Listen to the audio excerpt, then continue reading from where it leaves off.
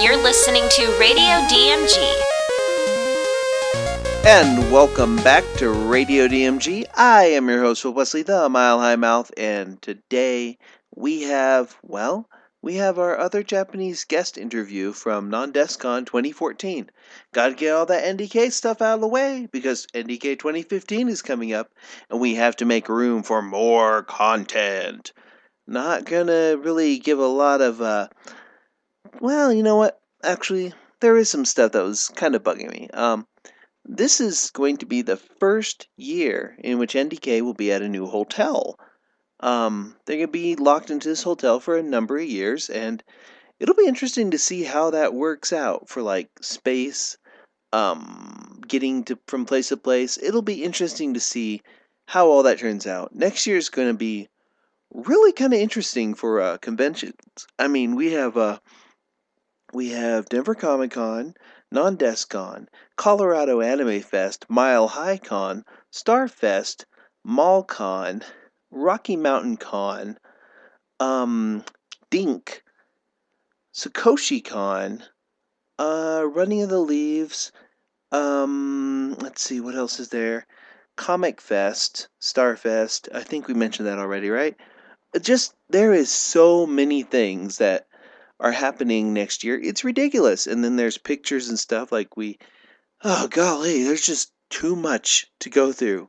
It's going to be great, actually. 2016 should be really interesting in terms of our coverage.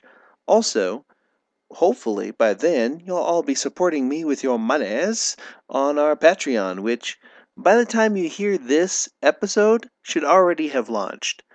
And I hope that you'll be so kind as to throw your hard-earned money at us, because I like it when people throw money at me. Yes, not coins, mind you, but dollars, like wad up dollar bills or hundreds, wad up those hundreds into wrap a rubber band around your hundreds and throw it at me and be like, here, take some money, money fight, yeah, please, throw money at me.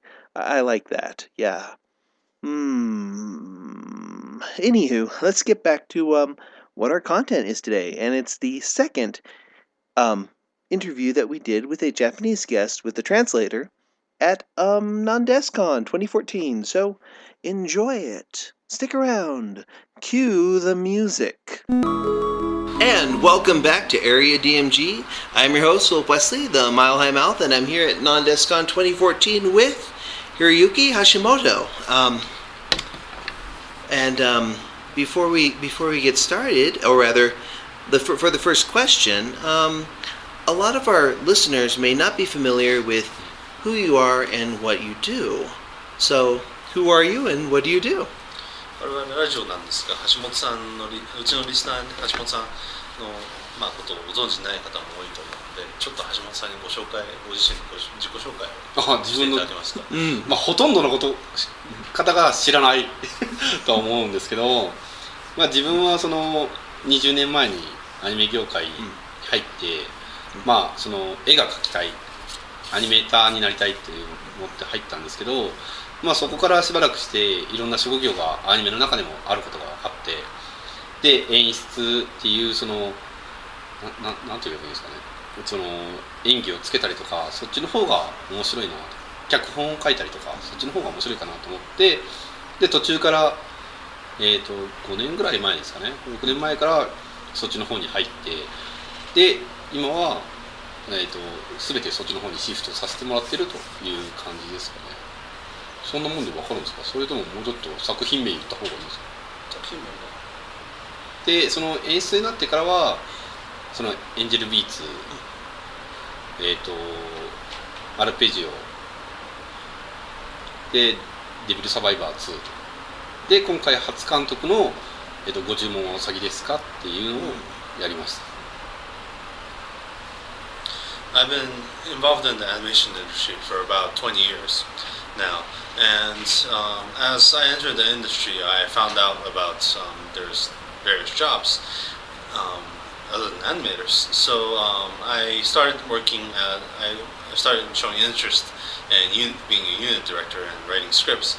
So about 6 years from now, 6 years before from now, I started getting involved as unit director in Angel Beats, Blue Steel, Arpeggio, and Devil Survivor 2. And I directed Gochumon Usagi desu ka is the order of rabbit.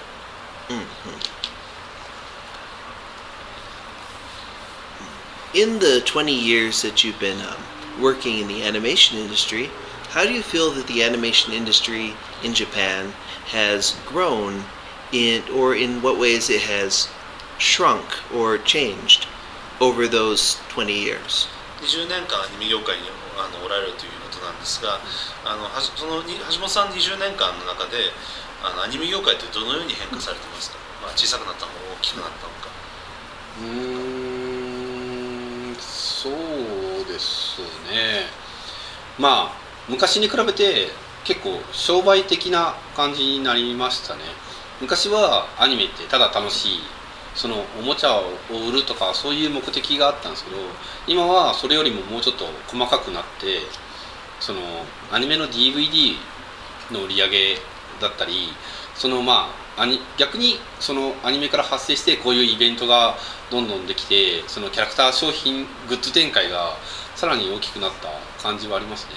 昔はアニメ見てる人って、日本ではちょっとアニメ漫画見てる人っていうのはなんていうかな、ちょっと、下に見られるって言ったら変な話ですけど、子供が見るものっていう感じだったんですけど、今はもう大人が見るものでも大丈夫みたいな感じになったので、だいぶそのエンターテインメントとして違うものになったかなと思います。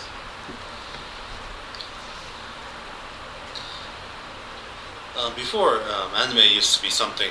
20 years ago, anime used to be something more fun. It didn't really have to be strictly business. Like the business part was like to make animes to sell toys.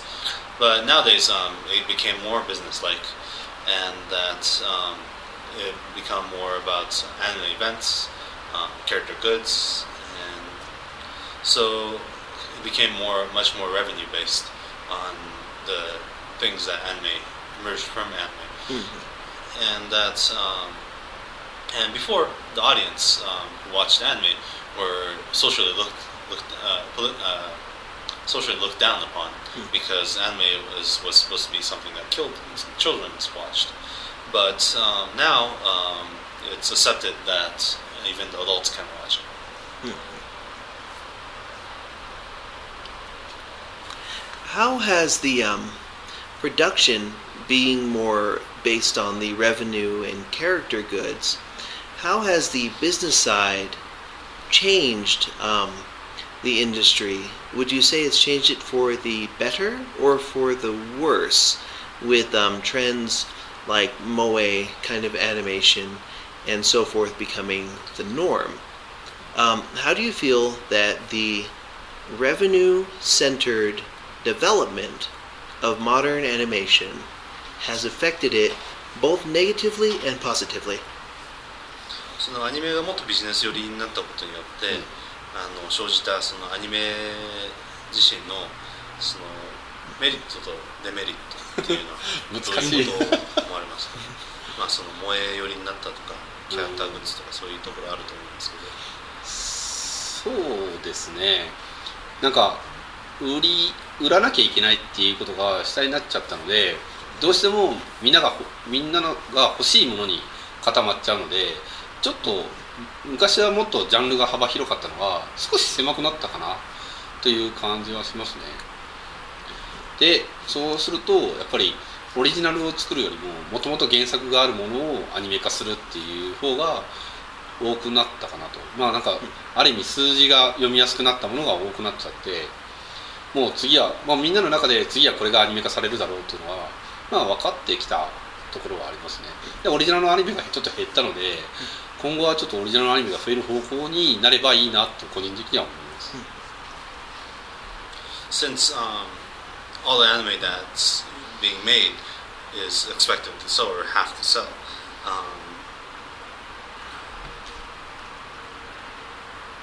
so there's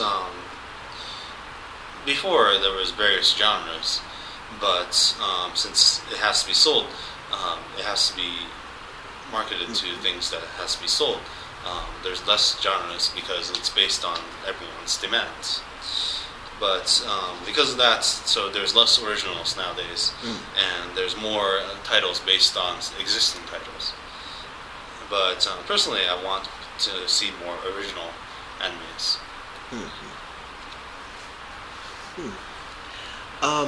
In some of the shows that you've worked on, there may be a few issues with content, or rather violent content in these shows. How do you feel that Japan has?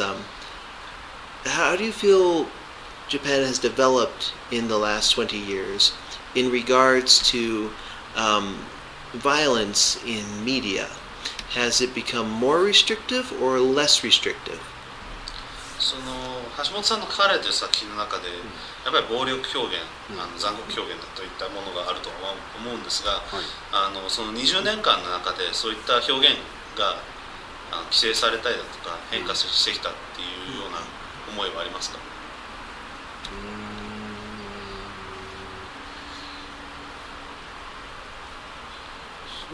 そんなに言うほどないかなっていう感じでは個人的には思いますけど、そのなんだろうな、性的表現は多くなった気がします。For violence, I don't really feel there much really difference, any restrictions or changes in the description of violence. But I believe that there's been much more sexual description in the recent developments.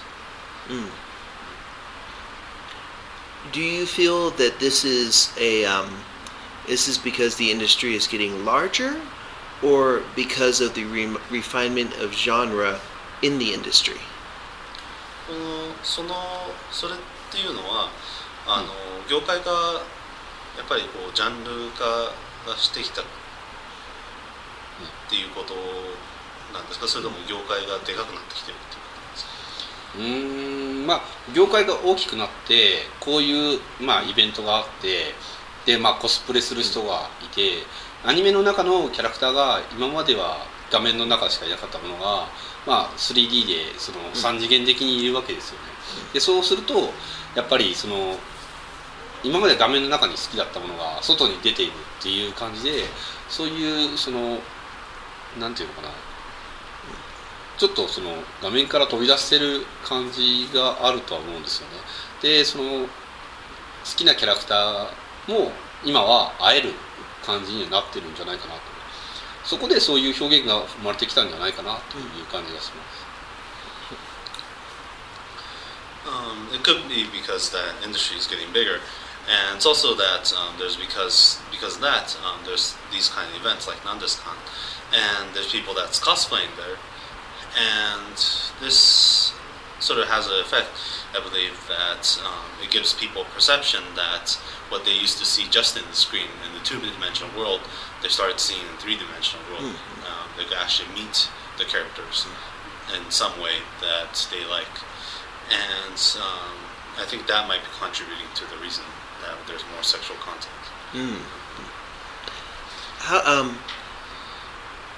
What do you think of Nandeskan 2014 so far? This convention. なんですか、2014年今回開催されたの2日目ですが、今のところいかがですか？いやすごいなんか楽しいですね。なんかなんていうのかな、日本の中でアニメを作っていて、で日本でもなかなかアニメファンと会う機会ってそんな少ないので、それがこういう海外の人たちがこんなにも日本のアニメを好きだと感じられたので、すごい良かったですね。When I'm in Japan, when we're in Japan, there's not too many opportunities to see anime fans. But like coming out all the way outside of Japan and seeing that there's this much anime fans, it's a really good experience for me. The event's really fun. Going back to Japan in particular, there has been a bit of a drive to blame anime and video game culture in Japan for the rise of the NEET culture or hikikimoris. How do you feel? Do you feel that animation and video game culture have contributed to the rise in that particular lifestyle? 日本では最近ニートだとか引きこもりだとかいう社会問題になってますが、はい、橋本さんはそれに対してやっぱりその問題に対してアニメやゲームなどが加担していると思われますか？アニメやゲームだけではないと思うんですよね。なんか昔に比べて自分が20年前はほとんどインターネットもなかった、今はもうインターネットが当たり前な時代になっちゃって、で、通信販売、ネットがあることによってもう家から出なくても買い物ができちゃうっていう、そういう影響は大きいのかなっていう気がしますけど、あんまりアニメやゲームは関係ないんじゃないかなっていう気がしますね。Of course, anime and game could be one of the factors, but I think that is because that when I was young, that there was no internet. So, but now there's internet, and through the internet you could use telemarket or like e-market to purchase all these things. So I think that anime and game it doesn't really heavily affect that kind of problems. Going back to the influence of the internet, how do you feel that the availability of animation tools online or the availability of animation online over the internet has affected the anime industry in recent years? インターネットの話になりますが、アニメが今はアニメーションのツールだとか、そのアニメーション視聴の方法だとか、アニメのコンテンツってネットに今あるじゃないですか。それが業界に対してどのような影響を与えたと思われますか？それはなんかメリットとデメリットがあって、メリットとしてはやっぱりいろんなやってない放送地域でも見れる、その海外でも同じタイム時間が変わらず見れるっていうのは、やっぱり今こういう風にイベントがあっても日本でしかやってなかったものが、それを見て好きになってくれる人もいると、そういう意味で逆に言うと海外版が出回ったりとかそういう風のもあって、その辺はデメリットかなというところもありますね。There's always benefits and disbenefits in that. There's of course the benefit is that there's simulcast, and you can see in Japan and abroad at the same time. But at the same time, it could be copyright. Piracy.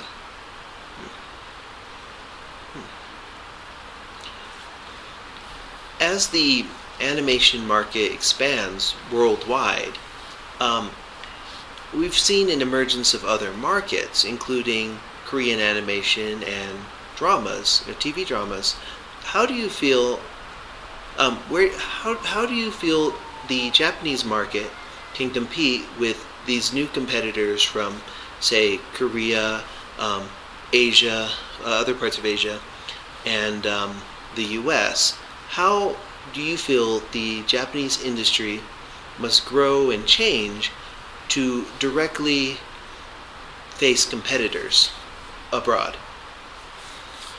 その日本の市場が大きくなる、世界含めて市場が大きくなるにつれて、韓国のアニメーションだと韓国のドラマが台頭してきてますが、日本のアニメーションはやっぱりそういったライバルが出現していた時にどういったことをして生き延びなければならないと思いますか？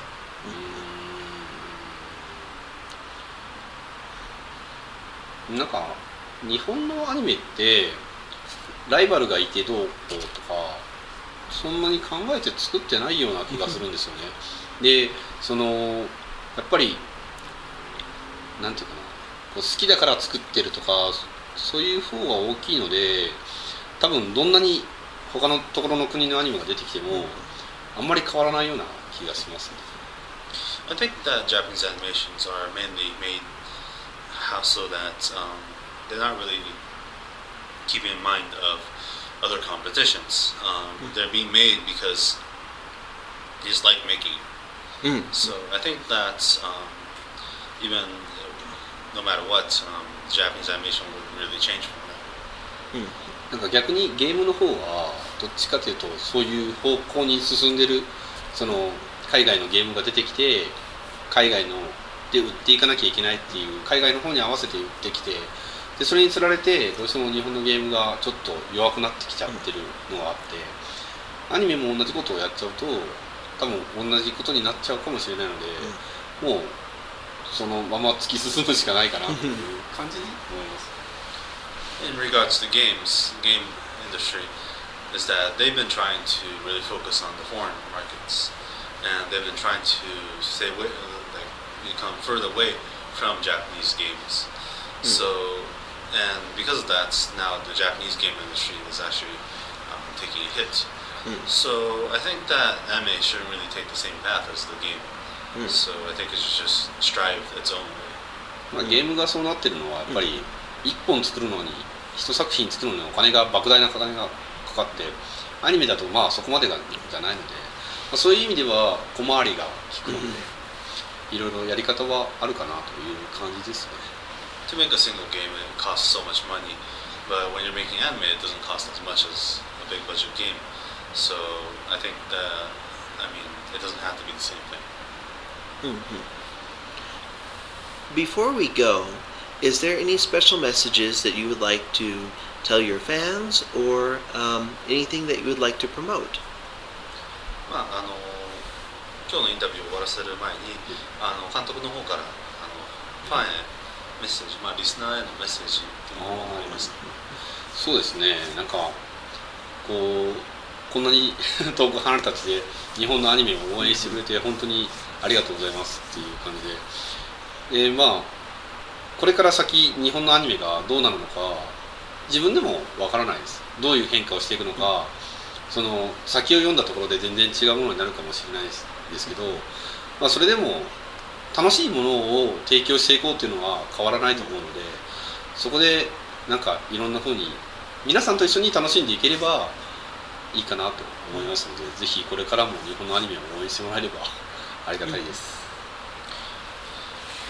Even I said all these things, to be honest, I mean, there's no really way to really know what path that Japanese animation would take from here. But of course, people who are involved in it are making it so that we're trying to provide something fun. So I wish that if that enjoyment could reach to you guys. And anything you'd like to promote? で何か告知などありますか？告知はあれですね、やっぱご注文先ですかっていうのが、まあ、なかなかその可愛い萌えっていうのが、そのアメリカとかでどれぐらいこうシェアを占めてるのかわからないですけど、まあそのできればちょっと見てもらえると嬉しいなというのはありますね。I'm not sure how much people like kawaii or moe, but ご注文はうさぎですか is order a rabbit. I wish if people could give it a try, it would be great. Is that available on simulcast, like Crunchyroll or any of those? 同時配信でそちら配信されているんでしょうか？もう配信されてるんじゃないかなと思うんですよね。なのでなんか機会があればぜひ見てもらえると嬉しいかなと。I think it is available on Crunchyroll, so if people could take a look at it, it'll be great. Excellent. Thank you very much for this interview. I'm Philip Wesley, the Mile High Mouth, and I'm here with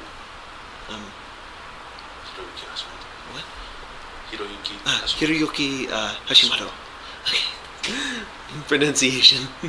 But yes, thank you very much. This has been Philip Wesley over here at Non-Descon 2014 for Area DMG, and good night. Well, that certainly was not the call sign I'm supposed to say at the end of each interview. Okay, then. That's the issue, really, when you think about it. All the time I'm like, hey, I'm Philip Wesley, the Mile High Mouth, or I'm Philip Wesley, the Mile High Hustler, for Area DMG, Radio DMG, DMG Ice. And that can be a little bit sometimes, it's like, hey, I'm a broadcast professional here, but sometimes I can make a little mistake here and there. It's what we do. You don't get to be a broadcast professional without making a few mistakes, which occasionally we do. But hey, we've how many interviews have we put out? Oh my gosh, we've literally we have hundreds of episodes under our belt here. We have literally tons of interviews. Well, not literally tons. I mean, if I were to add up the weight of most of these people, probably a literal ton. I mean, we've got a couple bands in here. We have, we have people in here. I mean, if we added up the weight of everybody that, I don't know where I'm going with that tangent. I just don't know where I'm going with that. Huh. Anywho, I hope that you enjoyed that interview. It was fun to do. I like working with translators on these because those are always fun because there are some translators, you can check and see what people do. A good translator has like a pen and paper down, and they'll take down notes of what you're saying, and they'll write like keywords because they're reorganizing these. You see, in English, the English language, or rather the American language, not so much the English language, the American language is more direct. Like I would say, the cat went to the ball, or I don't know, the cat attacked the ball.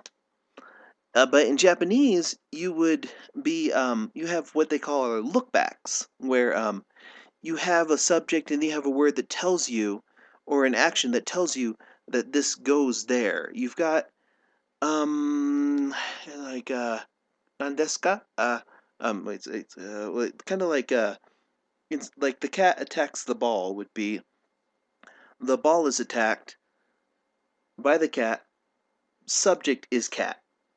There's a thing that comes in and tells you what the subject of the sentence is at the end of the sentence.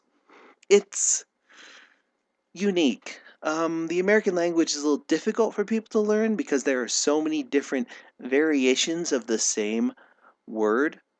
For example, I could say, there are some languages where adjectives don't really exist for the most part. It's really fun. I like dealing with translators because I try and space my questions a little bit so that they're easier to translate. There's that back and forth, and I love it actually. I think it's kind of funny. You know the movie Lost in Translation? There's a part in there where the Japanese director is like, watashi no debedo. He's just rattling off in he's speaking a lot fluently in Japanese in a really proper tone, and it goes on for a moment, like quite a long time, and then the translator translates it as no. That's because like some languages, there's different dialects, like in English where we have slang. Some dialects have that, and then it's so weird. Translation work is a lot of fun. I don't like doing it myself because I'm no good at it. I mean, I can read certain languages and understand what's kind of being said, or I can keep up with some of what's being said, but I'd rather leave translation work to the professionals. And speaking of professionals, well, I'm your host, Philip Wesley, the Mile High. Oh, wait. Before we get into that, I have to go ahead and tell you, you should follow us on Radio DMG, Area DMG, DMGice.com, SPAurora.com, AnimationIsArt.com, all sorts of .coms. And here's what you should do. Go to our Facebook. Go to our Twitter. Go to our Pinterest. We're trying to decide what to do with some of the other social media things. Go to the YouTube. That's AreaDMG.com. Subscribe to all of that stuff. Hit like, upvote, up, thumbs up, all that stuff. We give away things sometimes. We do all sorts of things. Support our Patreon. Support us with your time, your clicks. your money. And, just tell people about us. Spread the gospel of Radio DMG with everyone you know. Go door to door, knock on their door and be like, "Hello, would you like to know the gospel of Radio DMG? It is our Lord and Savior, Philip Wesley, the Mile High Mouth." No, actually don't do that, that's blasphemous. But yeah, that's that. I hope you enjoyed it. We'll see you next week. I'm your host, Philip Wesley, the Mile High Mouth, and you are now caught up. So, I kind of want to take a look at what my tally is currently. So let's see. From 1997 on, DMG Ice, or rather myself, and our staff and contributors have put out, with Radio DMG, for example, an estimated 100 hours of audio content. Actually, I'm looking at iTunes and it's definitely over 100 hours of audio content. But yeah, this is not including guest appearances on other shows. This is not including stuff we cut or things we record and we never put up. But yeah, over an estimated 100 hours of audio time. Which, compared to some major broadcasters, isn't that much. But hey, we do what we do. And we like what we do. And we keep doing what we do. Yeah. Over 48,000 pictures. An estimated over 50 million plus words in articles and other stuff. Actually, to be perfectly honest, I think it's probably double that. By and far, and an estimated over 50 hours of video content. We have a lot of stuff here at DMG Ice. Let's see. On Radio DMG, we've done about 60 interviews, which isn't too bad. I guess that's okay. Maybe I can start putting that on a resume or something. But yeah, that's where we are on Radio DMG, DMG Ice, Area DMG, etc., etc. We've also run, I would say, several days worth of event content. That would be Street Pass Aurora, because for each of those, it has been from from 10 p.m., 10 to 11, 11, 12, 12 to 1, 1 to 2. Each of those is about 4 hours long. And, yeah, we've done days and days worth of that too. There's a lot of stuff that goes into this, and I want to thank everyone for viewing it, for listening to it, for enjoying it, for downloading it. 'Cause you know what? Everyone listening, everyone who stayed past the credits, you're awesome. And we love you.